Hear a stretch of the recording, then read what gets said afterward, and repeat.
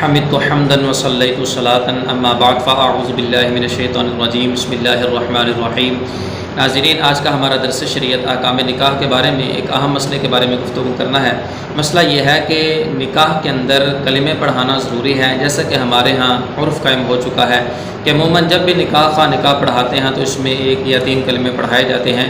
تو شریعت مطہرہ کے اندر اس کے حوالے سے حکم کیا ہے؟ اگر کلمے نہیں پڑھائے جاتے تو اس کا نکاح کے اوپر کوئی اثر پڑے گا یا نہیں پڑے گا؟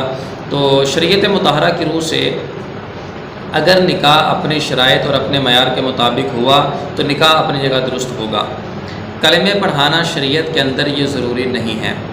شریعت کے اندر نکاح درست ہونے کا معیار یہ ہے کہ جو ایجاب و قبول ہے وہ گواہوں کی موجودگی کے اندر ہو۔ 2 مرد گواہ ہوں یا 1 مرد اور 2 عورتیں گواہ ہوں، کہ جو مسلمان ہوں، عاقل ہوں، بالغ ہوں، آزاد ہوں۔ مسلمان کا نکاح ہے تو مسلمان گواہ ہونا ضروری ہے۔ تو گواہ اگر شرعی طریقہ کار کے مطابق ہیں اور انہوں نے ایجاب و قبول کے جو الفاظ ہیں وہ معاً اکٹھے سنے ہیں تو پھر ایسی صورت کے اندر وہ نکاح اپنی جگہ درست ہوگا اور قائم و دائم ہوگا۔ باقی نکاح کے اندر جو خطبے کا پڑھا جانا ہے یہ سنت مبارکہ ہے، پڑھ لینا جو نہ وہ باعث ثواب ہے، اور جو کلموں کا پڑھا جانا ہے اس حوالے سے علماء فرماتے ہیں کہ یہ ایک اچھی بات ہے، بہتر ہے کلمے پڑھ لیے جائیں، لیکن شرعی اعتبار سے ضروری نہیں ہے۔ اگر کوئی نکاح خواہ کلمے نہیں پڑھاتا یا جو ہے میاں بیوی آپس میں نکاح کرتے ہوئے کلموں کا تکرار نہیں کرتے تو نکاح کے اوپر اس کا کوئی اثر نہیں پڑے گا۔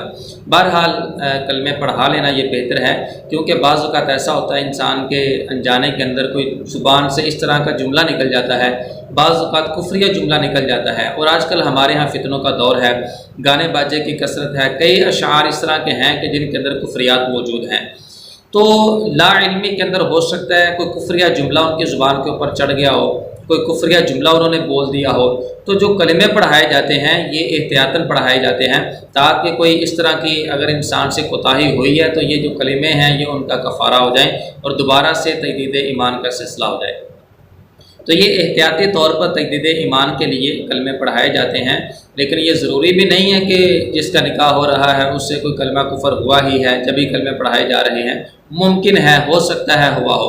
اگر بالفرض ہوا ہے تو یہ جو کلمے پڑھائے جانے ہیں یہ پھر اس کے ذریعے سے اس کا ازالہ ہوگا، اور یہ حالت اسلام کے اندر پھر ان کا جو نکاح ہے یہ منعقد اور درست ہوگا۔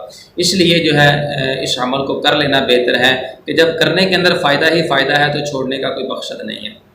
اللہ تعالی ہم سب کو جو کچھ شدہ ہے اس پر عمل کی توفیق دے، شریعت مطہرہ کے مطابق عمل کی توفیق عطا فرمائے۔